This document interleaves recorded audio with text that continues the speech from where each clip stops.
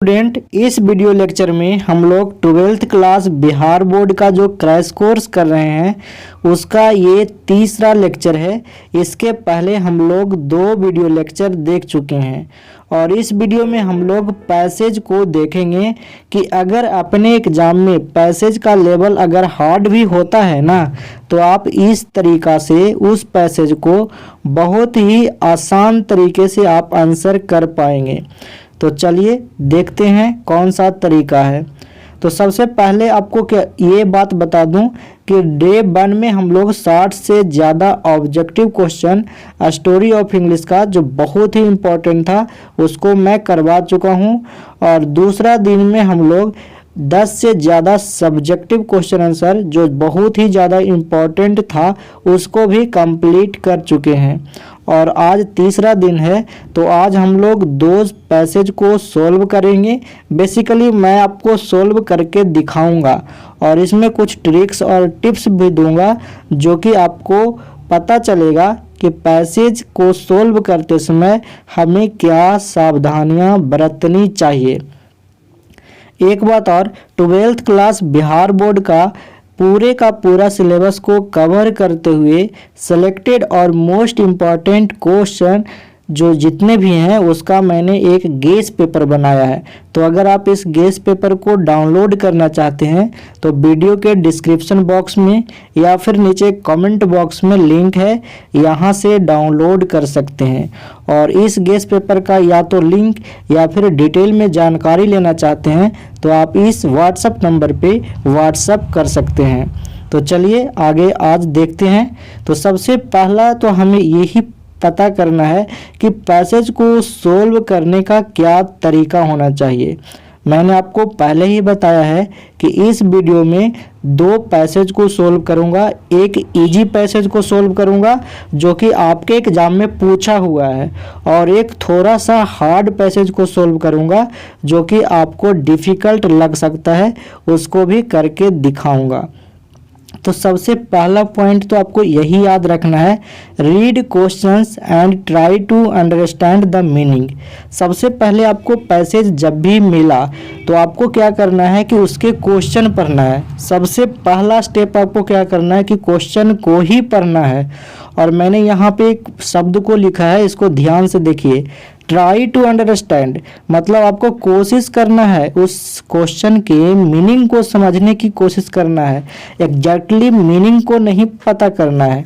कहने का मतलब ये हुआ कि आप क्वेश्चन को पढ़िए और क्वेश्चन में क्या पूछा जा रहा है उसको समझने की सिर्फ कोशिश करिए। आपको डिट्टो उसका सेम मीनिंग नहीं निकालना है, ठीक है, पहला पॉइंट। दूसरा पॉइंट क्या करना है, read the given passage carefully. जब आपने क्वेश्चन को पढ़ लिया उसके बाद जो पैसेज दिया हुआ है उसको बहुत ही ध्यान पूर्वक पढ़ना है, carefully, and underline the facts. और क्वेश्चन में जो पूछा गया है उससे रिलेटेड जो भी फैक्ट उस पैसेज में आएगा उसको आप अपने पेन से अंडरलाइन करेंगे। अब क्यों करेंगे आगे बताता हूँ। तीसरा पॉइंट है, try to answer the questions in your own words.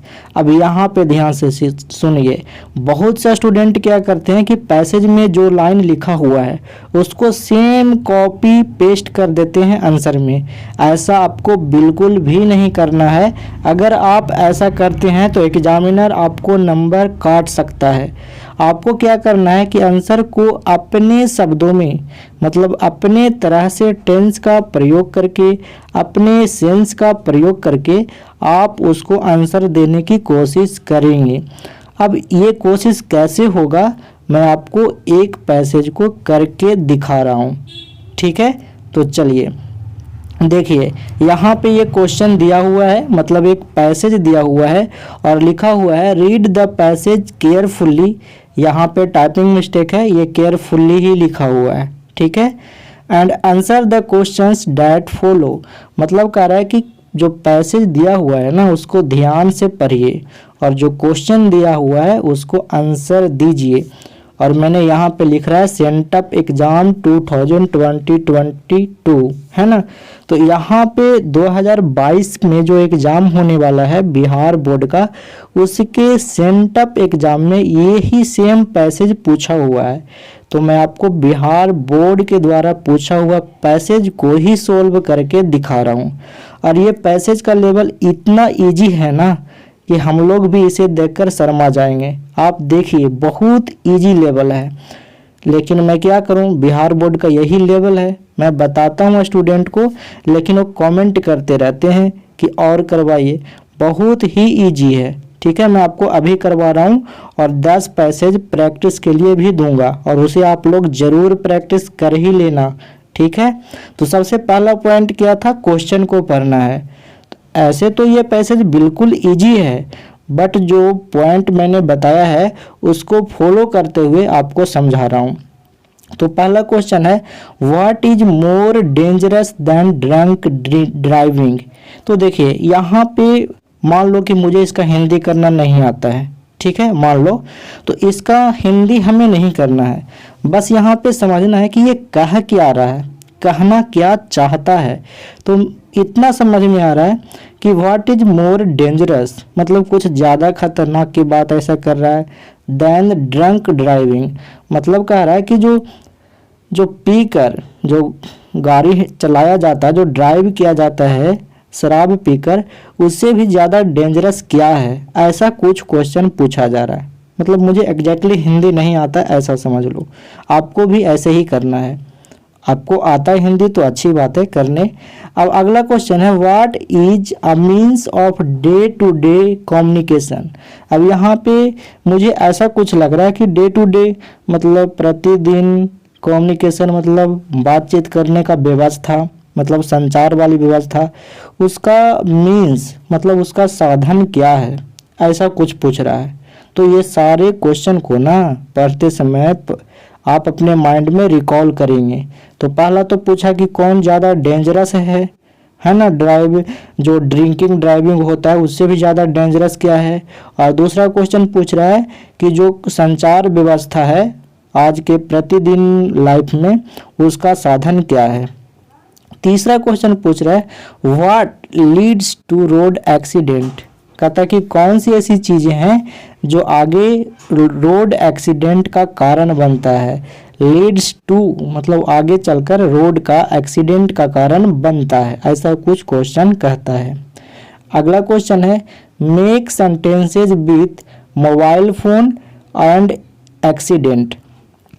तो यहाँ पे कह रहा है कि सेंटेंसेज बनाइए, मतलब मोबाइल फ़ोन से एक सेंटेंस बना दीजिए, और यहाँ पे कॉमा लगाया है तो इसका मतलब है कि एक सेंटेंस और बना दीजिए एक्सीडेंट से।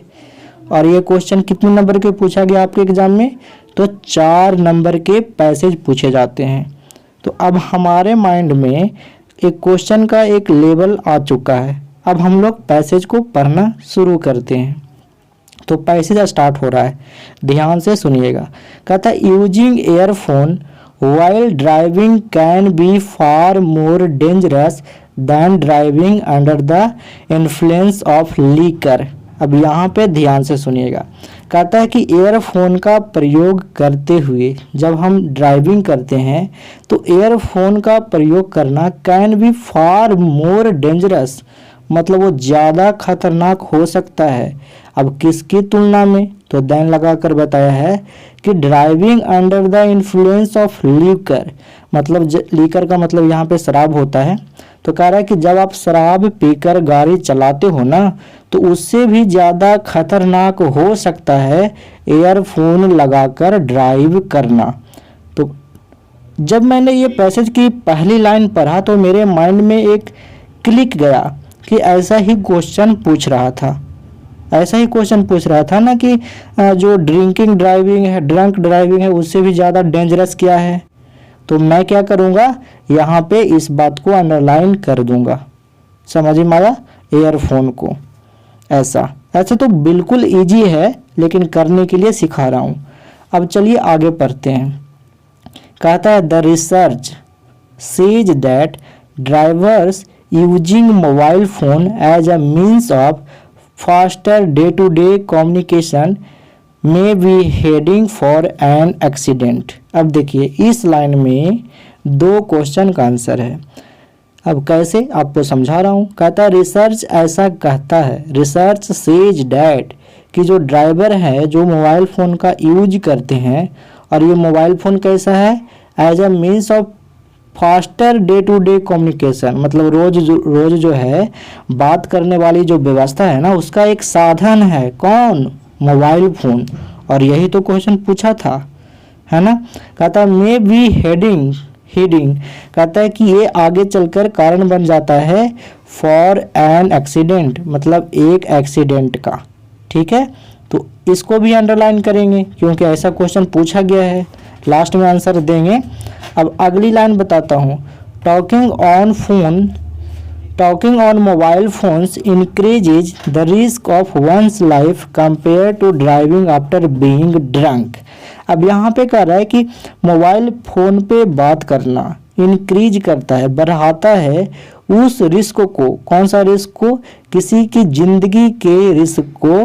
किसकी तुलना में? Compare to driving after being drunk. अगर कोई व्यक्ति पीकर गाड़ी चला रहा है तो उससे भी ज़्यादा रिस्क तब होता है जब वो फ़ोन पर बात करते हुए ड्राइव करता है। ऐसा कुछ बोल रहा है। आगे कहता है द स्टडी शोज डैट, कहता है जो स्टडी है, जो अध्ययन है, वो हमें ये शो करता है, दिखाता है कि carelessness leads to road accident. देखिए यहाँ पे आया है अगला क्वेश्चन का आंसर। तो कहता है कि जो लापरवाही है ना, वही लीड्स टू करती है, आगे कारण बनता है किसका? रोड का, एक्सीडेंट का।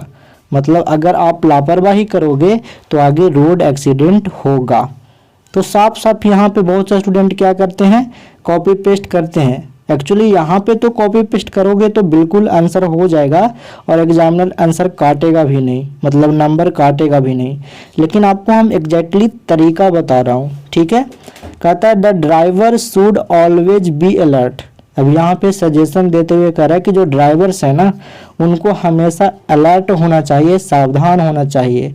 They should always avoid distraction, मतलब उनको हमेशा जो भी डिस्ट्रैक्शन रास्ते में आता है, जैसे बातचीत करेंगे और ड्राइव करेंगे तो प्रॉब्लम तो होगा ही, इन सारी डिस्ट्रैक्शन को उनको अवॉइड करना चाहिए, उनसे दूर रहना चाहिए। अब हम आंसर करते हैं। देखिए तो पहला क्वेश्चन था what is more dangerous than drunk driving. तो पहला लाइन में ही तो लिखा हुआ है कि ईयरफोन का यूज करना ज़्यादा डेंजरस है ना, लीकर को, मतलब कि शराब पीकर गाड़ी चलाने से।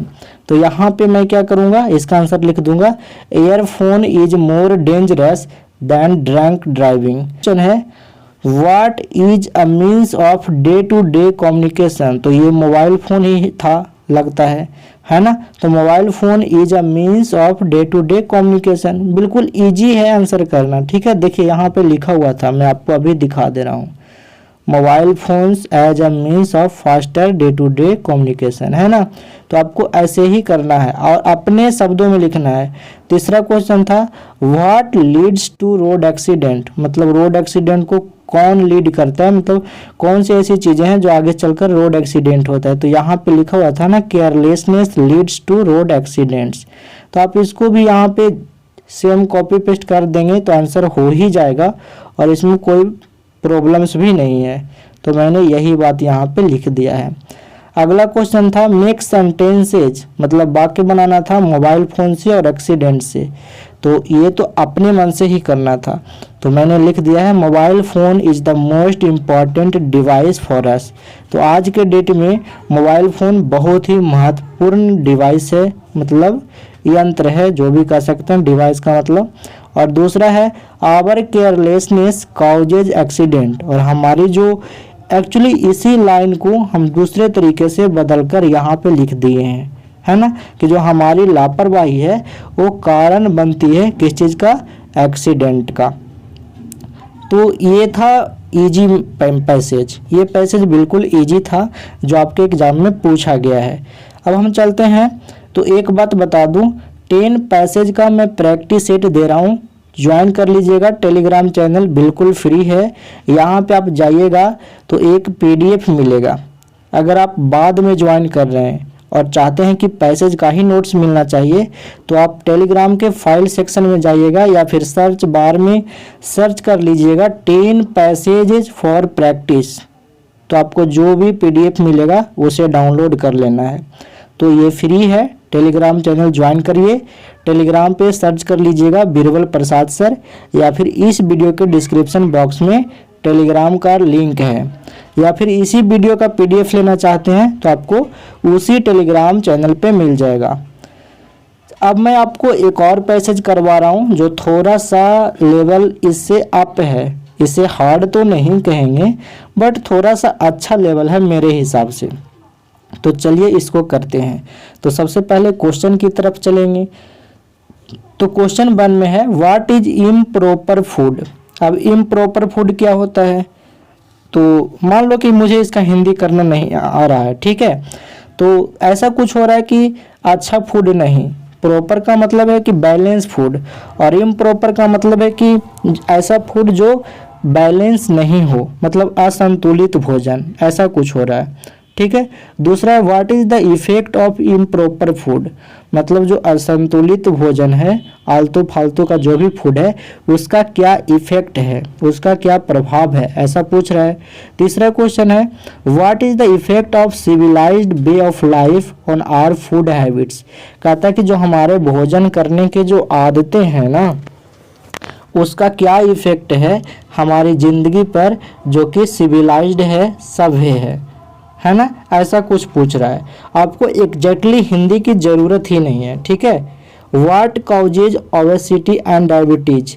अब यहाँ पे कह रहा है कि कौन कारण बनता है, कौन सी ऐसी चीज़ें हैं जिसके कारण से मोटापा और ये डायबिटीज होता है। तो आपको पता चल रहा होगा यही इम्प्रॉपर फूड है, फैट खाना और प्रोसेस्ड फूड खाना। आगे मैं करवा रहा हूँ, इसी पैसेज में एक बार मैं पढ़ चुका हूँ पहले, है ना। तो यहाँ पे मैं देखूंगा आगे। Which word in the passage means being fat. कहता है कि कौन सा ऐसा वर्ड है जो पैसेज में जिसका मतलब है बीइंग फैट, मतलब मोटा होना। तो ये तो मैंने आपको अभी यहाँ पे बताया। चलिए पैसेज को पढ़ते हैं। कहता है read the passage given below and answer the question that follow. चलिए पढ़ लेते हैं। Food can maintain and save life. तो कहता है कि फूड है जो मेंटेन करता है और जिंदगी को सेव करता है, बचाता है। It can destroy life as bill.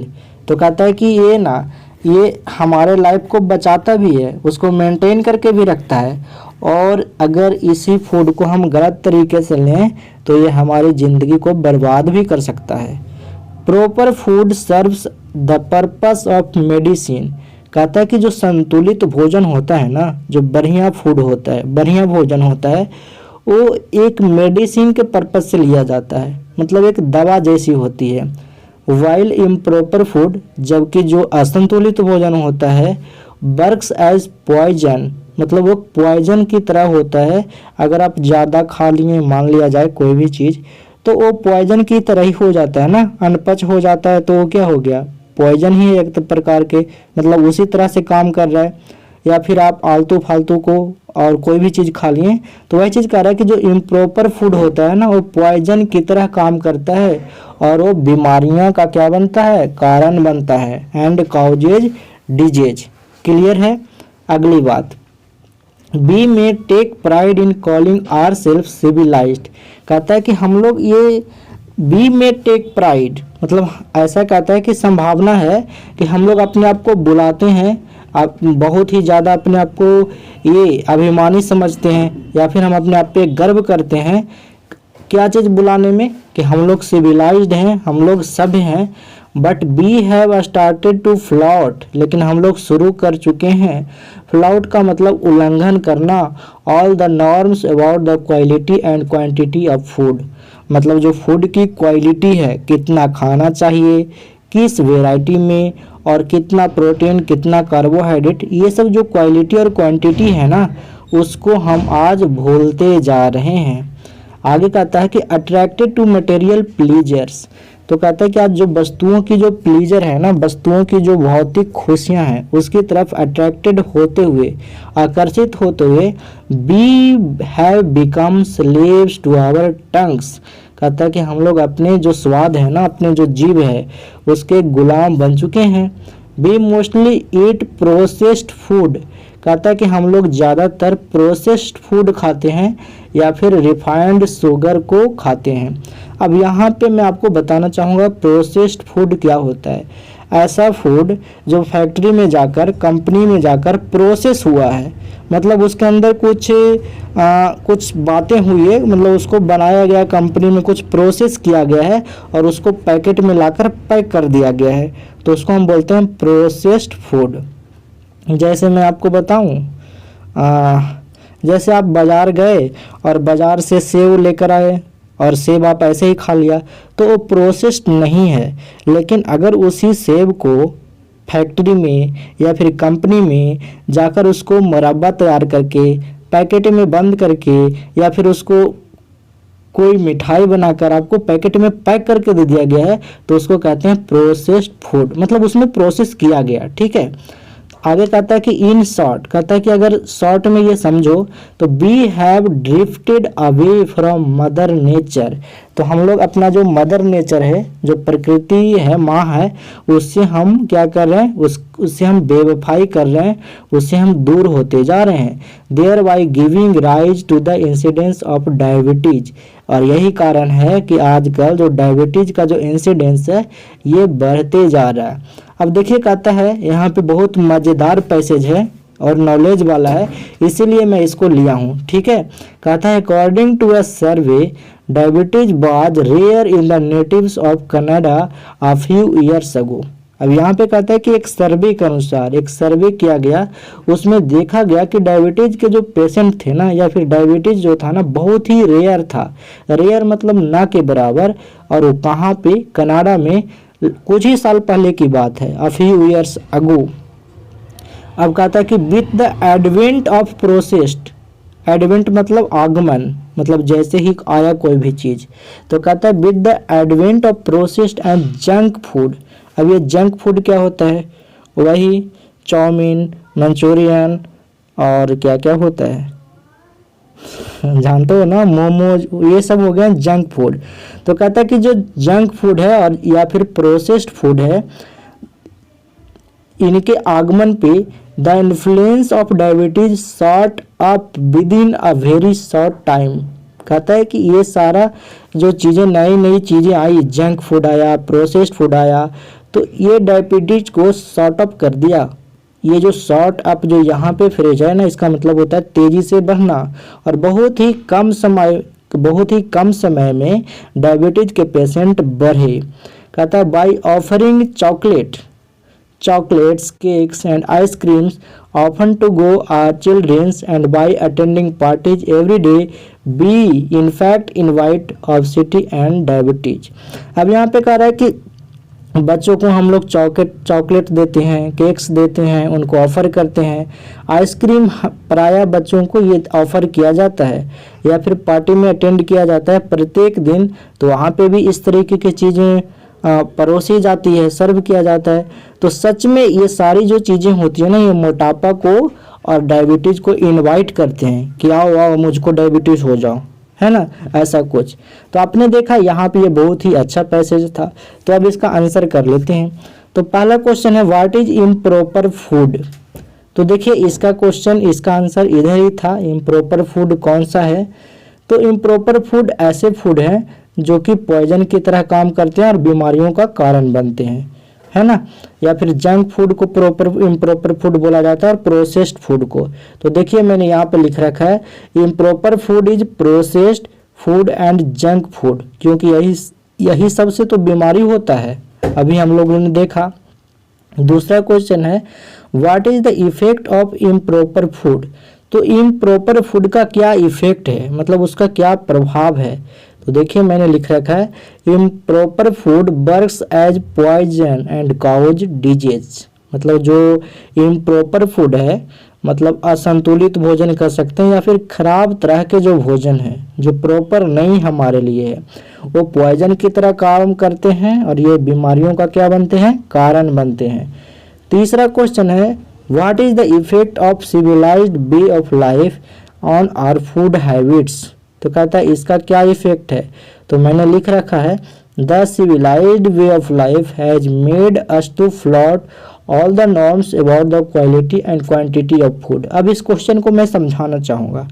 यहाँ पे कहना ये चाह रहा है कि आज हम लोग बहुत गर्व करते हैं, बहुत अभिमान करते हैं कि हम लोग सभ्य जिंदगी में आ चुके हैं, बहुत ही हमारा जो लाइफ है ये सिविलाइज्ड हो चुका है और हम लोग चाउमीन, मंचूरियन और मोमोज खूब खाते हैं और जंक फूड बहुत सारा खाते हैं और हमें ऐसा लगता है कि हम सिविलाइज्ड हैं इसीलिए इसका यूज कर रहे हैं। तो कहता है कि ये सारे जो चीज़ है ना ये फ्लॉट करता है, ये उसका नज़रअंदाज करता है, उल्लंघन करता है उन नियमों का जो कि इस बात पे टिका हुआ है। किस बात पे? फूड की क्वालिटी पे और फूड की क्वांटिटी पे। आज हम ये सारी चीज़ें नहीं देखते हैं। आगे लिखा हुआ we have become slaves to our tongues and we mostly eat processed food and refined sugar. मैंने उसी लाइन को यहाँ पे लिख रखा है, आप भी यहाँ पे ऐसे लिख सकते हैं, इसमें कोई प्रॉब्लम्स नहीं है। तो मैंने इस लाइन को पहले ही समझा रखा हूँ तो इसको मैं दोबारा से नहीं समझाता हूँ। चौथा क्वेश्चन है what causes obesity and diabetes. तो यहाँ पे कह रहा है कि ओबेसिटी है और डायबिटीज है, मतलब मोटापा, और ये जो इसका डायबिटीज का हिंदी क्या होता है? मधुमेह। हाँ, तो कहता है कि इसका क्या कारण है, कौन सा चीज़ है जो कारण बनता है? तो प्रोसेस्ड एंड जंक फूड, यही सारा तो मेन इसका जड़ है। और a lot of chocolates, cakes, ice cream causes obesity and diabetes. Last line में ये सारी बातें बताया गया था पैसेज के, आपको याद हो तो मैंने अभी पढ़ाया है। कहता है which word in the passage means being fat. कहता है पैसेज में कौन सा एक वर्ड बताया गया है जिसका मतलब है मोटा होना। तो मैं आपको बार बार बता रहा हूँ ये हमारा है ओबेसिटी ही। ठीक है, तो ये था थोड़ा सा लेवल अप था। आपके एग्जाम में जो भी पैसेज के क्वेश्चन पूछे जाएंगे ना बिल्कुल इजी पूछे जाएंगे, क्योंकि मैं जो देख रहा हूँ वही बता रहा हूँ। पिछले एग्जाम में जो भी क्वेश्चन पूछे गए हैं बहुत ही इजी पैसेज के क्वेश्चन पूछे गए हैं। तो आपको बिल्कुल भी टेंशन नहीं लेना है, टेलीग्राम चैनल पे जाना है और उन 10 क्वेश्चन को आपको, मतलब जो पैसेज दूंगा उन 10 पैसेज को बहुत अच्छे तरीके से प्रैक्टिस कर लेना है। ठीक है, उसके बाद आपको पैसेज का मतलब पैसेज में कोई भी परेशानी नहीं रहेगा। तो आज तक इतना ही। Thanks for watching, bye bye, मिलते हैं नेक्स्ट वीडियो में।